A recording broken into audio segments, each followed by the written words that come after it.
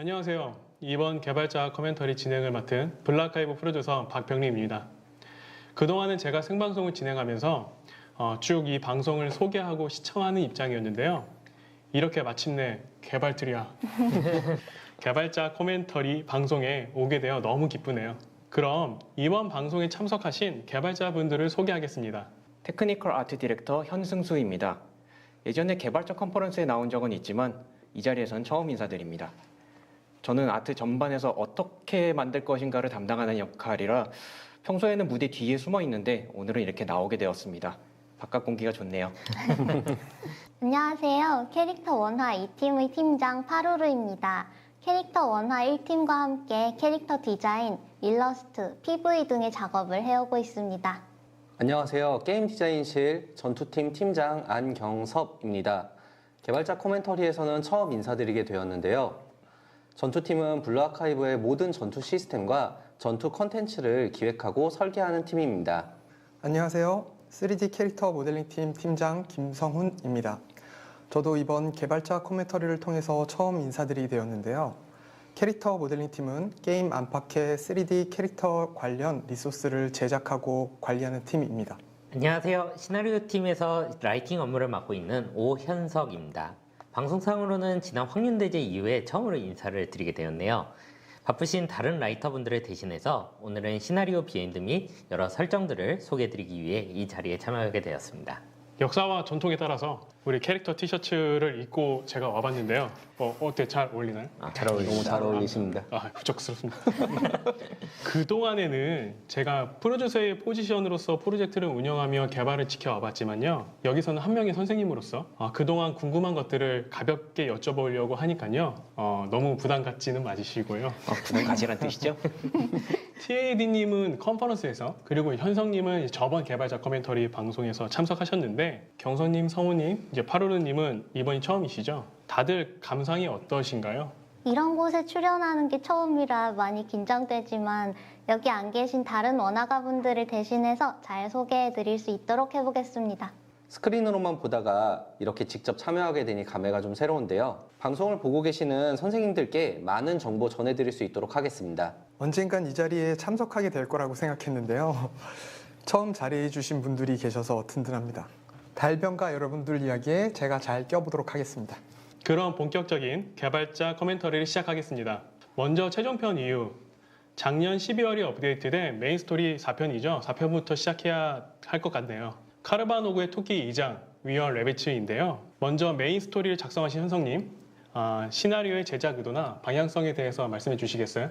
카라바노그의 토끼는 전에 주영님께서 한번 말씀하셨듯이 블루아카이브의 캐치프레이즈인 학원, 청춘, 밀리터리에서 밀리터리 파트를 보강하러 목적으로 쓰인 스토리입니다. 이제 1장을 통해서 선생님에 대한 경계를 풀고 일상감을 되찾은 레비소데가 본격적으로 갈등을 해결해 나가는 이야기인데요. SRT의 학생들은 처음 기획되었을 때부터 최강의 장비와 화력을 보유한 엘리트지만 그 힘이 남용되지 않도록 특별한 상황을 제외하고는 사용할 수 없도록 설계되었습니다.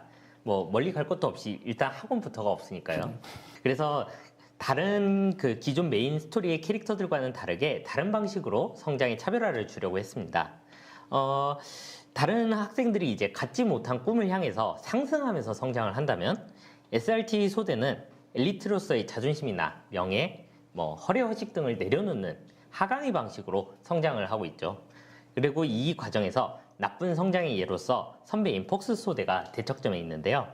이제 현실적인 어른을 답습하려는 폭스 소대와 작중에서 이상한 어른으로 묘사되는 선생님을 따르는 레비 소대의 모습을 극명하게 대비시키기 위해서 노력했습니다. 자세한 내용은 게임 내에서 확인해 주시면 감사하겠습니다.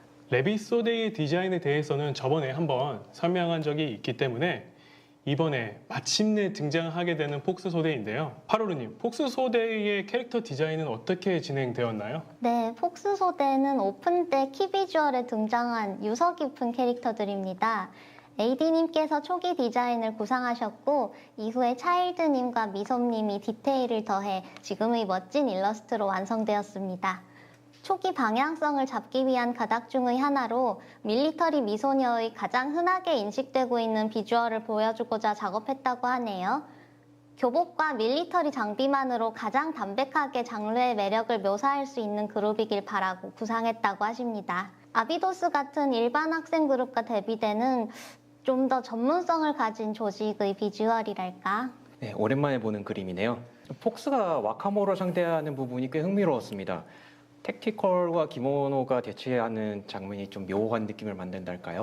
네, 적이 위의 적을 와카모로 설정한 것은 주영님이셨다고 하네요. 덕분에 굉장히 낯설고 재미있는 씬이 되었던 것 같습니다. 저는 이번 시나리오를 플레이하면서 그 폭스 소대의 스킬이나 등장 장면이 되게 좋았는데요. 경성님, 그 폭스 소대의 스킬은 어떻게 제작되었나요? 각 스킬들은 기타 FPS 게임에서 참고를 많이 하였는데 작업자분께서 이걸 알아봐 주시는 선생님들이 계셔가지고 기뻤다고 하시더라고요. 폭스 소대는 4명이서 하나라는 컨셉을 가지고 등장 모션이나 유키노의 지휘에 따라서 일사불란하게 움직이는 연출, 고유 이모티콘 등 여러 부분을 통일성 있게 연결하려고 하였습니다. 안 그래도 전투팀에서 스킬을 기획하시면서 이제 폭스 소대의 강점과 약점에 대해서 여쭤보셨는데, 폭스 소대의 강점은 신뢰와 연계이기 때문에 이제 함께하면 강력하지만 각계 격파하면 약한 형태로 부탁드렸거든요. 그런데 이제 유키노의 지위에 따라서 버프나 디버프가 들어가는 점에서 내러티브가 너무 잘 돋보여서 좋았습니다. 저는 특히 폭스 소대의 학생들이 대답의 의미로 띄우는 이 SD 일러스트가 너무 귀엽더라고요. 시나리오 전투에서 나온 전투 시작 씬은 그 분위기가 정말 좋았는데요. 어떻게 제작하셨죠? 폭스와 레빗의 전투가 시작되고 클라이막스 장면을 고조시키는 것이 가장 큰 의도였습니다. 모에는 등장하지 않고 폭스의 니코는 등장하는데요. 모에는 전투가 시작되기 전에 먼저 자리를 잡았다는 시나리오 측의 의견으로 컷이 구성되었습니다. 애니메이터 한솔님이 시나리오의 클라이막스라고 판단하고 짧고 빠르게 작업해 주셨는데 모 배달 게임의 PV에 감동을 받으셔서 절도 있는 모션이 나왔다고 하네요. 그리고 2장에서 악당 캐릭터로 등장한 카야에 대해서도 말을 하지 않을 수가 없는데요. 이제 사실 기억하고 계시는 분이 있을지도 모르겠지만 카야는 2차 PV에서 처음으로 등장했습니다. 이 장면이 그려질 당시에는 총학생의 설정이 아직 구상 중인 상태였는데요. 제가 그때 카야를 보고 이건 반골의 상이다. 꼭 반정을 일으키게 해야겠다라고 꽂혀가지고 제가 주연급으로 쓰게 해달라고 부탁드렸던 기억이 있습니다. 그래서 최종편 때 스토리 일정을 좀 조정하면서 활약상에서 살짝 도끼를 빼고 한계를 명확히 만들어주었는데 조정하고 보니까 훨씬 더 재미있는 캐릭터가 되어서 좋은 조정이었던 것 같습니다. 흔히 동경은 이해해서 가장 먼 감정이라는 말이 있지 않습니까? 그래가지고 입버릇처럼 말하는 이제 초인을 동경하고 있지만은 정작 잘 이해하지 못했다는 점에서 이 점이 귀여운 포인트라고 생각합니다. 게다가 그렇게 실패하고도 동경을 계속한다는 점에서 앞으로도 발전 가능성이 있는 친구라고 생각을 하고 있습니다. 아직은 미정입니다만 앞으로도 언젠가 활약할 기회가 나오지 않을까 싶습니다. 과연 이 앞으로의 이야기도 기대를 해봐야겠네요.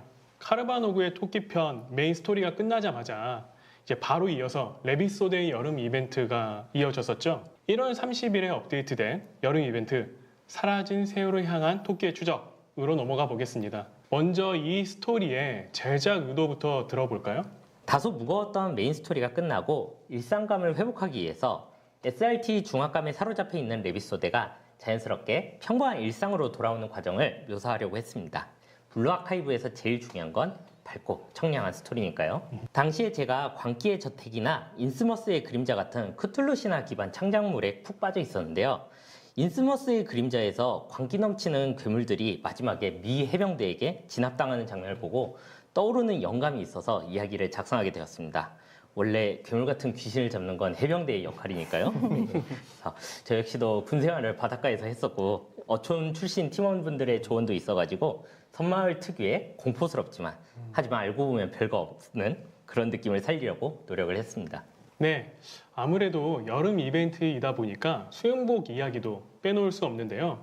특히 이번 레빗소데이의 수영복 디자인은 진짜 재미있게 나온 것 같습니다. 파루루님, 캐릭터 컨셉 디자인은 어떻게 진행되었나요? 캐릭터 컨셉 디자인을 설명드리자면 먼저 레빗소드의 리더인 미야코부터 얘기해 보겠습니다. 담당자는 세븐피치님이시고 더 이상 선생님 같은 어른을 싫어하지 않는 미야코가 첫 물놀이에 어떤 옷을 입고 갈까 고민하며 작업하셨다고 하네요. 팀 내에서 제일 청순하고 귀여운 걸 좋아하는 미야코의 특성이 잘 드러나는 귀여운 수영복이라 팀 내에서도 매우 좋은 반응이었습니다. 그 다음은 사키인데요. 담당자는 유토카 미즈님이시고 사키는 워낙 캐릭터가 명확한 친구죠. 부대에 하나쯤 꼭 있는 FM 중사님 같은 느낌이라 유토카 미즈님이 즐겁게 작업하셨다고 들었습니다. 수영복이지만 작전을 수행하러 가는 내용이라 마을을 돌아다녀도 이상하지 않을 만한 옷을 생각했고 위장하며 돌아다닐 때는 바닷마을에 있는 작은 해변에 놀러온 친구들 컨셉이었다가 실제 작전을 수행할 때 SRT 장비를 추가로 착용할 수 있는 디자인으로 구상했다고 합니다. 사키 모자를 보시면 아시겠지만 작전할 때 착용하는 머리띠가 나올 수 있게 여닫을 수 있는 디자인으로 되어 있습니다. 특히 사키의 스케일 연출은 물속에서 진행되잖아요. 전에 없었던 독특한 비주얼인데요. 경성님, 스케일 기획할 때 어떻게 진행하셨나요? 사키 스킬 기획을 시작하기 전 사키의 복장과 메모리얼을 보자마자 이거는 바닷속을 표현해야겠다라고 생각이 들었습니다. 모두가 다 같은 생각이라 그대로 쭉 진행되었는데요. 바닷속을 표현하는 게 난이도가 높은 작업이었지만 아트팀에서 너무나 잘 만들어 주셔가지고 예쁘게 나올 수 있었습니다. 그리고 스킬 연출은 아니지만 사키가 이동을 할 때 총을 어깨에 걸쳐매고 있는데 사키는 이동할 때 기관총쯤은 한 손으로 들고 다닐 것 같은 짬바가 있을 것 같아가지고 요청을 드렸는데 이 부분도 너무 의도한 대로 잘 나왔던 것 같습니다. 사키의 애니메이션 담당자는 컷인에서 인어공주만큼 예쁘게 보이면 좋겠다라고 생각하며 즐겁게 작업하셨다고 들었습니다. 사키가 물속에서 선생님을 향해 환하게 웃는 모습을 상상하면서 작업을 하셨다고 하는데요. 의외로 수영복 사키의 소품은 상당히 많았고 사키가 물에 들어가는 새로운 연출이라 작업자분들이 여러 차례 대응했는데 3D 배경과 어우러지면서 너무 예쁜 컷이 된 것 같습니다. 수중 표현은 2D든 3D든 난이도가 높은 편이다 보니 메모리얼도 EX 컷인 연출도 구도와 콘티, 리소스, 애니메이팅, 이펙트, 연출 등등 많은 분들의 고민이 곳곳에 많이 담겨 있습니다. 그만큼 선생님들께 좋은 모습으로 전달되었으면 좋겠네요. 역시 많은 작업자분들이 고생을 되게 많이 하셨을 것 같네요.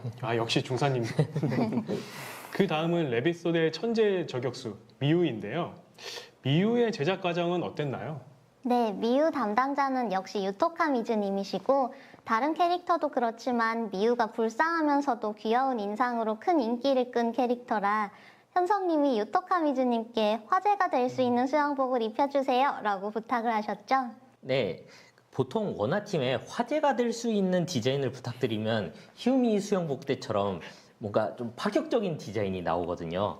그래서 기대를 했었는데 결과적으로 나온 게 제 예상과는 조금 다른 방향의 그 화제가 될 만한 수영복이 나왔더라고요.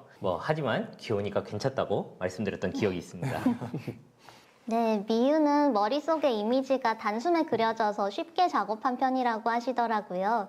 한적한 부둣가의 따사롭고 편안한 무드를 내려고 고민했고 이쪽 작업 역시 담당 애니메이터 분께서 표정이나 행동을 세세하고 귀엽게 잘 살려주셔서 좋은 결과물이 나왔던 것 같습니다.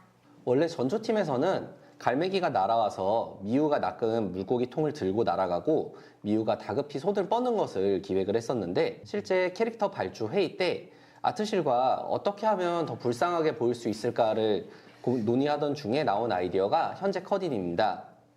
개인적으로 너무 잘 나온 것 같아가지고 만족하고 있습니다. 미우 같은 경우에는 스킬의 키포인트로 넓은 범위 광역 공격을 이제 가져가려고 했는데요. 이거를 어떤 식으로 연출을 해야 될까? 앞에 있는 컷인과 연결해서 어떤 식으로 연출을 해야 잘 어울릴까 고민한 결과가 현재 갈매기 스트라이크였습니다. 이 부분도 아트실에서 너무나 잘 표현해 주셔가지고 예쁘게 잘 나온 것 같습니다. 미우의 애니메이션 담당자는 미우가 너무 귀여워서 오구 하면서 작업을 하셨다고 하는데요.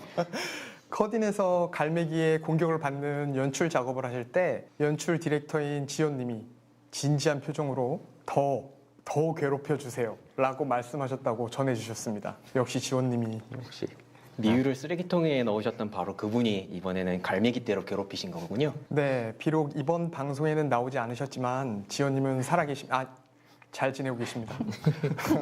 오리지널 미우의 인기를 실감한 모델러 담당자는 미우에 대한 애정도가 더 높아져서 최선을 다해 귀여움을 표현하고자 노력했는데요. 사랑과 정성을 담아서 만들었지만 결국 갈매기 떼의 거친 스격을 받아서 마음 아파하셨다고 합니다. 네, 이번에는 아쉽게도 레비소드의 모에는 소개를 드리지 못하지만 다음에는 기회가 있겠죠. 아, 그런데 모에는 왜 안경을 벗은 거죠? 그것은 아직 세상에 나와선 안 될 극비 정보라서. 그냥 이번 기회에 다 풀어버리시죠. 참고로 저는 안경 벗기는 거 반대했습니다. 요새 팀 내에 안경 벗기는 거 좋아하시는 분이 너무 늘고 있어가지고 아쉽습니다. 안경, 중요한 문제죠. 그럼 다음으로 넘어가 볼까요? 레비소드 여름 이벤트에 이어서 이번에는 트리니티 여름 이벤트가 이어졌죠. 숨겨진 유산을 찾아서 트리니티의 과외 활동 이벤트입니다. 고서관의 마술사 우이의 수영복이 나온 여름 이벤트인데요. 지난 고서관 이벤트 스토리의 반향이 컸던 덕분에 지난 이벤트에서 이어지는 형식으로 스토리가 설계되었습니다. 시나리오 디렉터이신 주영님이 방향을 잡으시고 민철님이 담당하신 스토리인데요. 방과 후 디저트부나 트리니티 도서부처럼 여고생 특유의 만담을 시나리오 팀 내에서도 잘 쓰시는 걸로 정평이 난 민철님이 담당하셔서 그런지 캐릭터들의 대화가 맛깔나게 살아있어서 이 통통 튀는 매력과 관계성이 잘 드러난 이벤트였던 것 같습니다. 첫 여름 이벤트에서 바다에 가지 못했던 하나코와 코하루에게 즐거운 여름 추억도 주고 우이를 밖에 데리고 나가자라는 느낌으로 즐겁게 작업하셨다고 합니다. 역시 중요한 수영복 이벤트이다 보니 또 디자인 과정을 물어보고 싶은데요. 파로르님, 컨셉 디자인 설명 부탁드립니다. 네, 우선 히나타 수영복 컨셉 디자인부터 말씀드려보자면 담당자는 코코산도님이시고 수녀님이니까 퓨어한 느낌을 의도하셨다고 해요. 기존 히나타 교복에 라인적인 요소가 꽤 있어서 모노키니의 끈 수영복을 시도해봤고 남국 패턴이 들어간 투명한 가디건으로 시원한 계절감을 주려고 했습니다. 다음은 코하루 수영복인데요. 처음으로 코하루의 선이 배 아래까지 이어져 있다는 게 공개된 디자인이죠. 저 선은 네, 코하루 선의 비밀은 도레미님만 알고 계십니다. 저희도 모릅니다. 그 설정 담당하셨던 주영님도 이건 모르신다고 하시더라고요. 진실은 도레미님만 알고 계십니다. 다음은 트리니티 고서관의 마술사 우이인데요. 특히 우이의 캐릭터를 생각하면 수영복을 디자인할 때 여러 가지 고려해야 할 것이 많았을 것 같은데요. 어떠셨나요?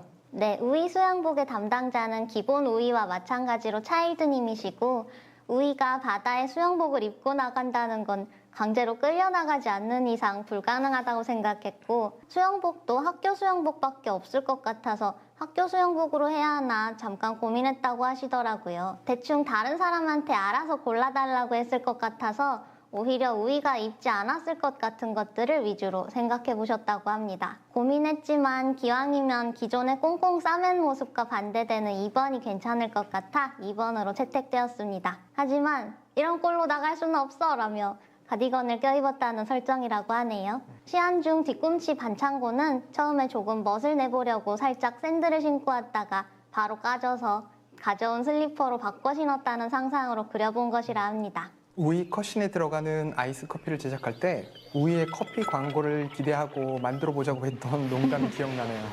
얼음이 컵에 들어가는 장면이 필요했고 TA팀에서 얼음 쉐이더를 제작해서 이펙트팀에서 마감해 주셨습니다. 그래서 이렇게 예쁜 얼음이 완성되었습니다. 우이와 커피라니 저도 대찬성이었습니다. 말씀하신 쉐이더는 얼음의 그림체를 결정하는 게 관건이었던 작업으로 기억합니다. 우이와 커피라니 실은 제가 하고 싶었는데 대신 저희 TA 팀원분이 이펙트 팀과 함께 고생해 주셨습니다. 여기서 소신 발언을 해보자면 저는 개인적으로 안경 쓴 우이를 더 좋아합니다. 저도 우이가 안경을 쓰고 나오지 않아가지고 정말 아쉬웠는데 개인적으로는 앞으로 안경을 벗기는 게 아니라 쓰지 않은 캐릭터한테도 씌워야 한다고 생각합니다. 우리 스튜디오에 다양한 취향이 존재하고 있다는 것을 저도 알고 있는데요. 새삼 더 깨닫네요. 다음은 대망의 저희들의 패스 캐릭터 하나코입니다. 하나코 수영복 디자인은 MX2J님이 맡아주셨고 네, 정말 많은 이야기가 오간 그 수영복이죠. 네, 이 디자인 MX2J님이 작업창에 이제 러프를 먼저 올려주셨을 때 스튜디오를 가득 메웠던 수영복? 이라는 술렁거림이 지금도 떠오르네요. 하지만 이제 저희 시나리오 팀에서는 설정적으로는 문제 없다고 답변 드렸습니다. 왜냐하면 수영복이라고 믿으면 수영복인 거니까. 네, 스킬 컨셉 발주는 원화가 나온 뒤에 원화의 소품과 캐릭터 비주얼을 참고하면서 진행하는데 저희 하나코 수영복처럼 사용하면 좋을 것 같은 소품이 있으면 적극적으로 사용하려고 하는 편입니다. 트리니티 여름 이벤트의 경우 다양한 소품 활용을 통해 가지고 캐릭터 컨셉에 맞는 컨셉을 잘 잡을 수 있었다고 생각합니다. 하나코의 의상 제작 시작부터 기억이 나는데요. 셔츠만 입고 있는 캐릭터를 어떻게 살릴 것인가에 대해서 상당한 회의를 했고 회의가 끝나도록 결정이 되지 않아서 스탠딩 회의로 계속 이어갔었죠. 결국은 젖은 셔츠를 보여주는 것에 집중하자고 결정이 되어서 TA팀에서 필요한 쉐이더를 지원해 주셨습니다. 덕분에 잘 제작된 것 같습니다. 아니 그렇게까지 하셨다고요? 네, 눈치채신 선생님들도 계시겠지만 하나코의 셔츠가 적고 마름에 따라 표현이 바뀝니다. 그걸 위해 저희 팀이 하나코 셔츠 전용 쉐이더를 따로 만들어서 대응했었습니다. 근데 성우님, 이건 확실히 해두죠. 네. 셔츠만 입고 있는 건 아닙니다. 셔츠 도라고요. 과연 엄청난 집착이네요. 하나코의 컨셉을 표현하기 위해서 작업자 한 분 한 분이 힘을 보태서 완성시켰던 기억이 나네요. 당시 모델링 제작하면서 팀원분께서는 하나코 때문에 누구 하나 잡혀가는 줄 알았다고. 잡혀가면 PD님이 네, 제가 블락하이브의 PD인 만큼 책임지는 어른의 모습을 용환이가 함께 네, 보이도록 하겠습니다. 농담이고요. 저희는 어디까지나 밝고 건전한 게임을 블락하이브를 지향합니다. 네, 그러면 이번에는 분위기를 바꿔서 지금부터는 특별히 그동안 공개된 블락하이브의 보스 캐릭터의 제작 비하를 들어볼까 합니다. 저희 총력전 보스들은 설정이나 비주얼, 플레이 등에서도 특별한 부분이 있다고 생각하는데요. 이번 기회에 많은 이야기를 나눠봤으면 좋겠습니다. 먼저 총력전, 그레고리오부터 시작할까요? 그레고리오 컨셉 디자인은 오화님께서 수고해 주셨습니다. 기획에 적힌 지휘와 연주를 동시에 라는 조건을 만족시키는 데 고민이 많았으나 팔이 4개 달려 정신없는 느낌보다 그레고리오 이름에 걸맞게 고고하고 지체 높은 무드를 보여주고자 했다고 합니다. 콤뮤니오 상토룸의 첫 번째 보스인 예로니무스가 쇠약하고 늘어진 귀신 같은 느낌이라면 그레고리오는 단단하고 힘이 있는 비주얼이라 서로 확실한 차이가 생겼던 것 같습니다. 모션과 음악도 굉장히 힘있고 웅장한 느낌이 강해서 절도 있는 모션과 이펙트, 음악이 하나 돼서 짜릿짜릿하달까 연출이 아주 멋지게 나온 것 같습니다. IP실과 논의하며 정해진 설정이 파이프 오르간과 그것을 연주하는 보스라는 컨셉이었습니다. 그래서 핵심 전투 기믹인 헤로온 효과를 어떻게 하면 컨셉에 자연스럽게 연결할 수 있을까 고민하다가 헤로온 효과 개수에 따라 BGM이 다르게 들리도록 출력을 하자라는 방향으로 결정이 되었습니다. 이 때문에 그 기획 초기 단계부터 미츠키오님과 직접적으로 소통을 하면서 BGM 제작에 대해서 논의를 하였습니다. 헤로온 효과 단계에 따라 다른 BGM이 출력되면서 전체적인 흐름을 연결해야 하는 쉽지 않은 요청을 너무 멋지게 잘 해주셔서 감사했습니다. 그레고리오의 모델링 담당자는 지휘자 컨셉 캐릭터에 몰입하기 위해서 베토벤 바이러스, 모차르트 40번 곡을 들으면서 작업하셨다고 하는데요. 당시 총력전 보스 중 볼륨이 가장 큰 편이었기 때문에 최적화를 위한 리소스 절약에 집중해서 제작했던 기억도 납니다. 담당 애니메이터께서 오르간 연주 모션을 어렵게 잡고 계시는 걸 보고 미츠키오님께 연주 모습 촬영을 부탁드렸습니다. 참고 자료로 쓰려고요. 흔쾌히 예상보다도 더 정성 들여 찍어주셔서 감사했습니다. 한편 참고하시라고 영상을 제공해드렸더니 애니팀이 아예 손가락 움직임까지 복사해버리시더군요. 뭐야 이건 무서워. 네, 콤뮤니오 상토룸의 멤버 그레고리오에 대한 이야기였습니다. 마지막 멤버가 아직 있는 걸로 알고 있는데 이 부분은 앞으로의 업데이트를 기대해 주시면 감사하겠습니다. 다음은 총력전 보스는 아니지만 그 정도로 굉장했던 보스죠. 데카그라마톤의 게브라를 얘기해 보겠습니다. 네, 다음은 특수작전 편에서 소개된 데카그라마톤의 5번째 예언자 게브라입니다. 담당자는 코코산도님이신데 미소녀 캐릭터는 귀엽고 동글동글하게 그리시는데 전혀 결이 달라 보이는 메카닉 디자인도 잘하시는 신기한 분이에요. 메카닉류를 전반적으로 좋아해서 쓱쓱 만들었다고 하시더라고요. 기본 형태를 만들고 무장을 붙여야지 라는 느낌으로 만들다 보니 점점 이것저것 많이 붙어버렸다는데 코코산도님이 시간과 예산만 더 있다면 더한 녀석도 만들 수 있을 것 같다고 하셔서 솔직히 무서웠습니다. 네, 코코산도님의 3D 작업이 궁금해서 제가 자리로 찾아가서 툴과 작업 방식에 대해서 이야기를 나눴던 기억도 납니다. 모델러가 봐도 수준급의 작업이 가능하시더라고요. 그래서 모델러로 전직하지 않겠냐고 말씀을 드렸었죠. 모델러에게 정교한 메카닉 작업은 난이도가 높은 편인데요. 코코산도님이 개브라를 가모델링 해주셔서 제작을 맡으신 담당 모델러분은 큰 수고로움 없이 멋진 개브라를 완성할 수 있었습니다. 이 복잡한 디자인을 어떻게 움직일지 연출팀에서 특별히 고민을 많이 하신 게 기억이 나네요. 시간과 예산이 여기까지여서 다행이었을지도요. 다음은 조금 더 특별한 자리가 될 것 같은데요. 곧 공개 예정인 총력전 보스의 개발 비하를 들어보겠습니다. 먼저 스포일러 이슈가 있을 수도 있으니 선생님 여러분들께서는 시청의 유의를 부탁드리겠습니다. 네, 다음은 앞으로 등장할 총력전 보스인 활량백물어 쿠로카게입니다. 설정적인 부분은 스포일러니까 넘어가고요. 전투 위주로 들어봤으면 하는데요. 네, 크로카게는 제가 IP실과 협력해서 디자인했는데요. 초기에 좀 더 날렵한 디자인도 있었지만 기묘한 분위기를 풍기는 왼쪽 디자인으로 결정되었습니다. 처음 시안을 공유할 때는 너무 기괴해진 것 같아서 걱정했는데 귀엽다는 반응이 있어서 놀랐어요. 역시 고양이는 어떤 모습이 돼도 사랑받나 대단해. 몸이 어떤 덩어리로 감싸여진 디자인으로 처음 크로카게를 보았는데요. 저희 스튜디오 분들이 고양이를 많이 키워서인지 고양이는 귀여워야 한다는 고집 때문인지 결과적으로 크로카게도 귀여워져 버렸습니다. 아, 귀엽나요? 귀엽지 않나요?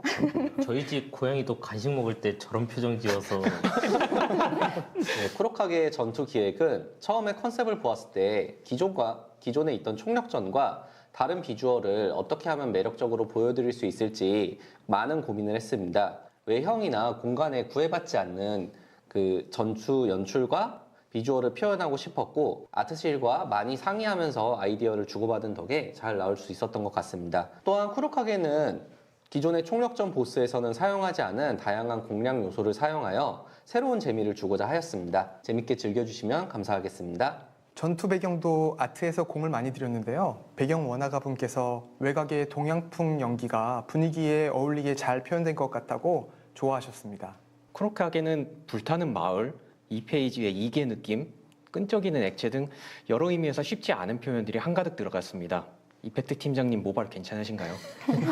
저도 크로카게의 사슬 묶임 표현을 위해 결방 로프 시뮬레이션을 만들기도 했었는데 애니메이터 분이 손이 너무 빨라서 그냥 키를 다 잡아버리시는 바람에 쓰이진 못했습니다. 너무 슈퍼하신 것 같아요. 이거는 다음에 쓸 일이 있겠죠. 네, 조금 더 이야기를 나누고 싶지만 아직 공개가 되지 않은 보스이다 보니 이 정도로 정리를 해야 할 것 같네요. 크로카게는 조만간 정식으로 소개해 드릴 수 있을 테니 조금만 기다려 주시면 감사하겠습니다. 더불어서 쿠로카게와 함께 새로운 메인 스토리도 업데이트 예정이니 선생님들의 많은 성원 부탁드립니다. 자, 벌써 이야기를 하다 보니 시간이 이렇게 되었네요. 아쉽지만 이번 개발자 커멘터리도 슬슬 마무리를 지어야 할 것 같은데요. 이번 방송 어떠셨나요? 얘기할 때 너무 기술적인 말을 안 하려고 노력했었는데 괜찮았으려나 모르겠네요. 재밌었습니다. 우이의 포니테일은 반칙이라고 생각하고요. 저는 이만 무대 뒤로 돌아갑니다. 무대 뒤에 사람 있어요. 다시 한번 개발자 코멘터리에 참석할 수 있게 되어서 영광이었습니다. 특히 SRT 쪽 이야기를 많이 할 수 있어서 좋았네요. 앞으로도 잘 부탁드리겠습니다. 이런 멋진 자리에서 인사드릴 수 있는 기회를 주셔서 감사하고 다음엔 저보다 말씀도 잘하고 끼도 넘치시는 분들이 나올 테니 많은 기대 부탁드립니다. 감사합니다. 좋은 자리에 함께 할 수 있어 정말 영광입니다. 세상에 공개되지 않은 멋진 학생들과 일러스트가 아직 많으니 선생님들이 많은 관심 부탁드리겠습니다. 너무 재밌는 시간이었습니다. 블루아카이브 앞으로도 많이 사랑해 주시고 더 보답할 수 있도록 열심히 하겠습니다. 역시 든든하네요. 미처 몰랐던 이야기를 들을 수 있어서 너무 재밌었습니다. 셔츠, 안경, 코하루가 머릿속에 계속 남는데요. 그러면 이것으로 이번 개발자 커멘터리는 마치도록 하겠습니다. 모두 함께 인사드릴까요? 안녕.